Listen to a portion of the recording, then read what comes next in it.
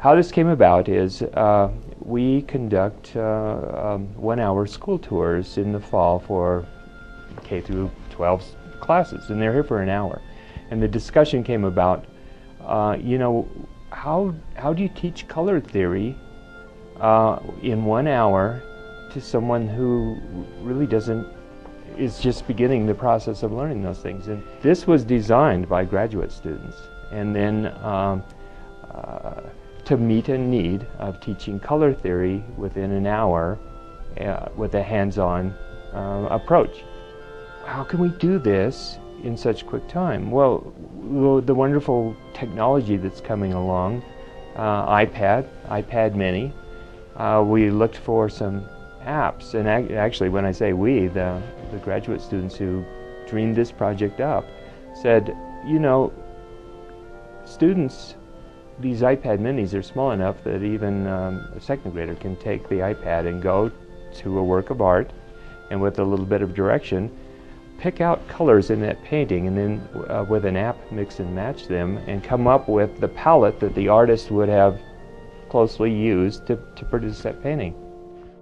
The students know exactly how to not only teach about art, but also how to manage the students. So it's been really fun as a teacher. You can just step back and watch them. So the past few years we've done a typical education program where, you know, we structure out a lesson plan, and they come in, we talk to them, and we really try to teach them things about the art and what artists do, and try to help facilitate their learning.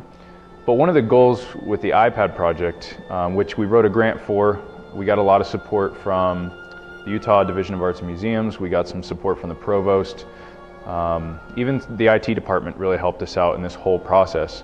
And it took a few weeks to get it up and going, but what we were trying to go towards was a new experiential type of learning, to where we're not actually teaching them something, we're giving them the tools to where they can facilitate their own learning.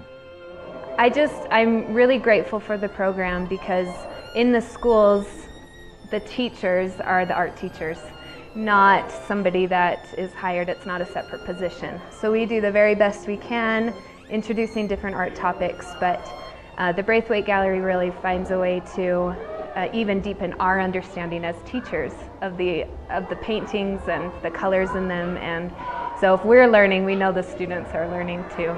So I was very fortunate to have this iPad project, you know, and throughout the entire process of setting it up and putting the apps on and getting it ready for kids to use, I had the backing of everybody in the gallery and some ideas of what we could do. So I think this whole project, from education even before iPads to education after, our group of MFA students in the gallery, and even the other MFA students who work at CPVA and the festival, were all instrumental in making this whole thing happen. So it's really something we were able to own and make our own to really help us move forward in our careers. So it's definitely something we're going to take away. Some of these students will probably administer an education program in a museum at some point. And so, in essence, they're running an educational program.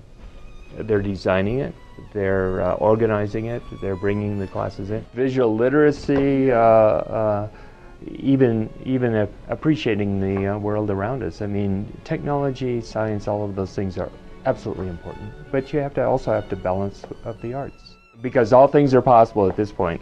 See, I've become set in my ways, and we do it this way. All things are possible to these students.